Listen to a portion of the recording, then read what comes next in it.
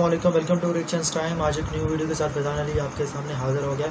تو آج کی ویڈیو ہے ایک ذاکر کی جس نے حضرت ابوبکر صدیق کے شان میں گستاخی کی ہے اور حکومت کی طرف سے کوئی ایکشن نہیں لیا گیا۔ اس کے بعد اس کے خلاف آگے بھی بہت ساری درخواستیں اور اس کے اوپر کیس کیے گئے ہیں۔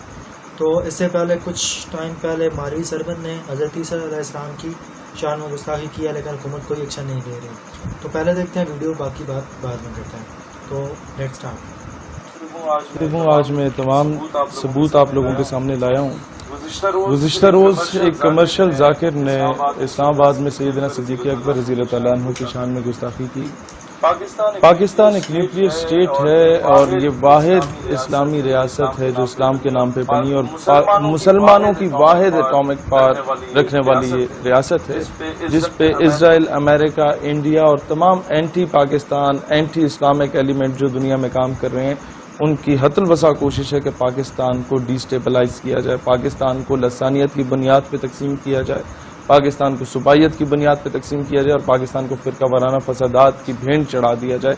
ایسے میں ہی کچھ ایسے تماش بین، ایسے لوفر لفنگے، ایسے بدذات اور ایسے ناجائز اولادیں پیدا کی جاتی ہیں جن کو بھیجا جاتا ہے مختلف جگہوں پہ فرقہ واریت پھیلانے میں اور پاکستان کے لوگوں کو آپس میں تقسیم کرنے میں اور مسلمانوں میں انتشار پھیلانے میں، مسلمانوں کی دل آزاری کرنے کے لیے ایسے لوگوں کو بھیجا جاتا ہے۔ اور اس کی سب سے بڑی وجہ کیا ہے؟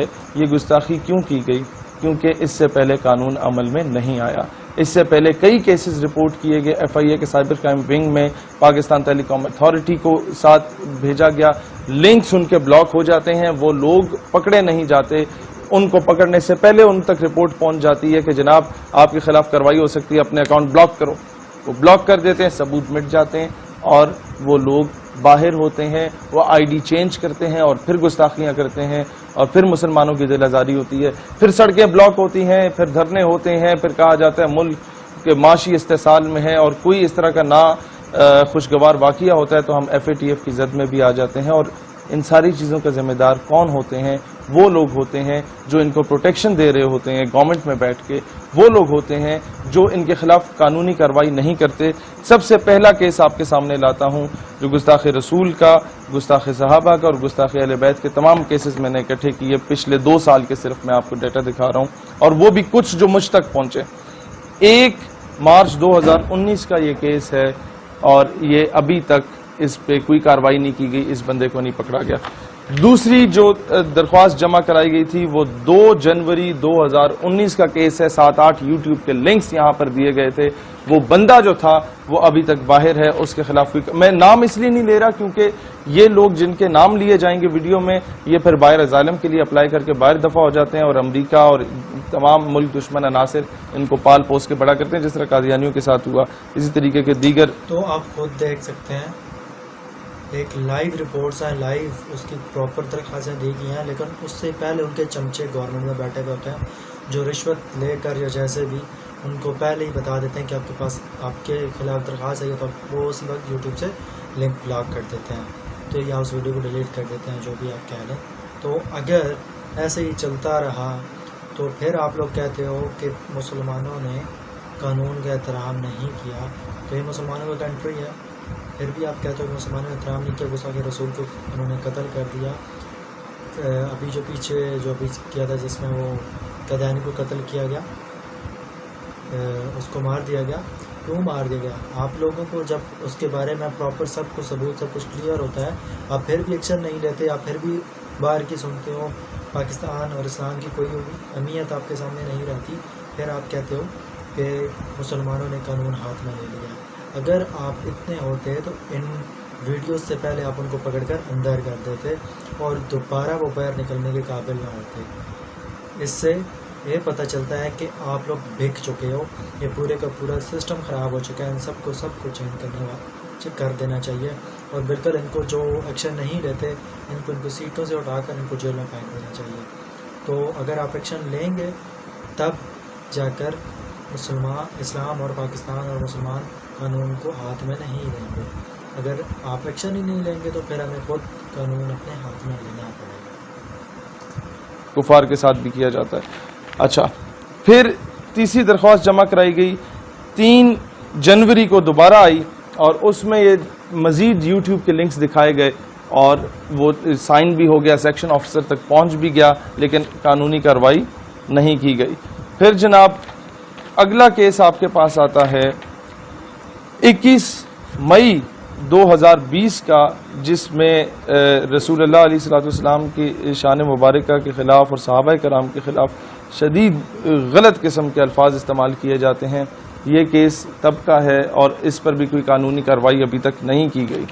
اچھا جی, پھر کیس آتا ہے جناب 4 جون 2020 کا, جس میں یہ ساری چیزیں سامنے لائی جاتی. 298C کا کیس ہے, یہ جمع کرایا جاتا ہے بخدمت جناب چیئرمین پاکستان ٹیلی کمیونیکیشن اتھارٹی اسلام آباد, اور اس کے بعد یہ FIA کو جمع کرائی جاتی ہے اس کی کاپی. دونوں میں کسی قسم کا جو ہے وہ کارروائی نہیں کی جاتی. یہ سارے ثبوت اس کے ساتھ اٹیچ ہیں, جو باتیں کی جاتی ہیں میں وہ دکھا نہیں سکتا آپ لوگوں کو, اور نام 22 اکتوبر 2019 کا کیس آتا ہے, اس میں سارے ثبوت کے ساتھ وہ لنکس کاپی کیے جاتے ہیں لیکن کسی قسم کی کارروائی نہیں کی جاتی. پھر آتا ہے جناب 1 مارچ 2019 کا کیس, اس بندے کا جو کہ اپنا ID کارڈ چینج کروا کے ملک سے باہر فرار ہو چکا ہے, باہر ازالم لے چکا ہے. اس کا نام اگر میں لوں گا تو شاید اسے مزید اقوام متحدہ کی آڑ میں آ کے مزید جو ہے وہ کیے جائیں گے, لیکن اس کا ID کارڈ کس نے چینج کرایا, پاسپورٹ کس نے چینج کرایا, کون اس کے پیچھے ہے, اس پہ انکوائری بیٹھنی چاہیے. اور بالخصوص راول پنڈی کے FIA کے سائبر کرائم کا جو آفس ہے وہاں پر بار بار جا کے درخواستیں دی گئیں لوگوں کی جانب سے, کوئی عمل درآمد نہیں ہوا, ٹرخایا گیا اور کیس کو پرولونگ کیا گیا جب تک لوگ باہر فرار ہو جاتے ہیں. اچھا جی, 13 مئی 2019 کو یہ غلام سعید صاحب نے چکوال سے ایک کیس دائر کیا گستاخانہ خاکوں کے خلاف PTA اور FIA میں, لیکن اس بات کو بھی سنوائی نہیں ہوئی. اگلا کیس آ جاتا ہے جناب یہ, اس میں ڈسٹرکٹ میجسٹریٹ اسلام آباد کی جانب سے بھیجا جاتا ہے FIA اور PTA کو یہ کیس, اور اب 22 اپریل 2019 کا, اور سگنیچرز کے ساتھ سارے اسٹیمپ کے ساتھ ابھی تک کوئی کارروائی نہیں کی گئی.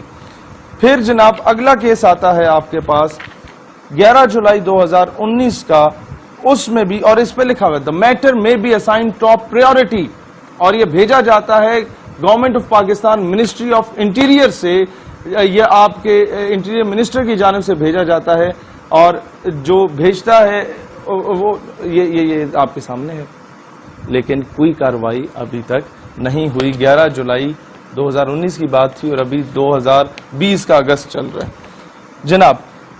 پھر آتا ہے آپ کا 29 اپریل 2019 کا کیس, ابھی تک کسی قسم کی سنوائی نہیں کی گئی. پھر جناب آپ کے پاس آتا ہے بلاسفیمس کانٹینٹ کا کیس. اتنے زیادہ کیس ہیں اور کسی پر بھی کارروائی نہیں کی گئی, بہت ہی شرم والی بات ہے. FIA کے لیے بھی, اور جو بھی وہاں پر جن کو یہ درخواست وغیرہ دی جاتی ہیں ان کے لیے بہت ہی شرم کی بات ہے, اور پتہ نہیں وہ آگے جا کر کیا جواب دیں گے. لیکن چلیں پھر آگے دیکھتے ہیں اور کس کس نے دیا ہے. PTA کی جانب سے بھیجا جاتا ہے, ریفر کیا جاتا ہے منسٹری آف انٹیریئر کو, اور میں ابھی ان لوگوں کے نام نہیں لیتا, ان میں سے کیا پتہ کوئی بے گناہ بھی ہوں جن آفسرز کے پاس گیا, لیکن جناب جب 1.5 سال ہو گیا ہے نا تو پھر مجھے مجبور نہ کریں, اگلی بار میں نام لینے پہ بھی مجبور ہوں گا. 15 جولائی 2019 کا کیس ہے, ابھی تک کوئی سنوائی اس کی نہیں ہوئی, اور مطلب گستاخ رسول یا گستاخ صحابہ, گستاخ اہل بیت جو ہیں انہیں گرفتار نہیں کیا گیا. اور آخری کیس ہے 17 اپریل 2019 کا, محکمہ اوقاف کی جانب سے رشتہ ہے FIA کے سائبر کرائم ونگ میں, وہ جناب اس کی کوئی سنوائی نہیں ہوتی.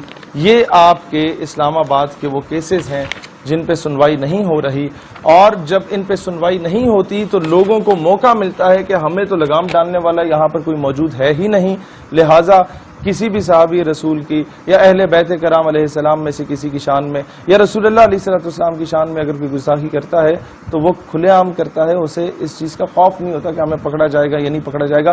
2-4 کیسز اس طرح کے ہوتے ہیں جو کہ بہت ہائی لیول کے اس عوام میں چلے جاتے ہیں اور عوامی دباؤ کے اندر آ کے گورنمنٹ شاید کوئی ایکشن لے لے، ادروائز کوئی سنوائی نہیں ہوتی. پھر کوئی قانون ہاتھ میں لیتا ہے تو کہا جاتا ہے توہین عدالت ہوتی ہے. قانون ہاتھ میں نہیں لینا چاہیے، لیکن اس پہ دیکھا جائے کہ گورنمنٹ میں یا اداروں میں یا محکموں میں کون کون سے ایسے سمپتھائزرز موجود ہیں جو ایسے لوگوں کی پروٹیکشن کر رہے ہیں. میں ہمیشہ یہ کوشش کروں گا پاکستان میں فرقہ واریت نہ پھیلے، مسلمان ایک ہو کے رہیں، کیونکہ پوری دنیا کے مسلمانوں کو آپ لوگوں سے امید ہے وابستہ ہیں. You are the only nuclear state, you are the only country after Medina پاک، the only homeland after Medina پاک which was made on the name of Islam. Pakistan ہمیشہ زندہ باد. تو یہ آج کی ویڈیو میں آپ نے دیکھا ہوگا کہ اتنے زیادہ کیسز ہیں لیکن اس کے اوپر کارروائی نہیں کی گئی. تو ایک سمپل سی بات ہے کہ یار آپ لوگ اگر اس کے اوپر ایکشن نہیں لو گے تو عوام قانون ہاتھ میں لینے پر مجبور ہوگی.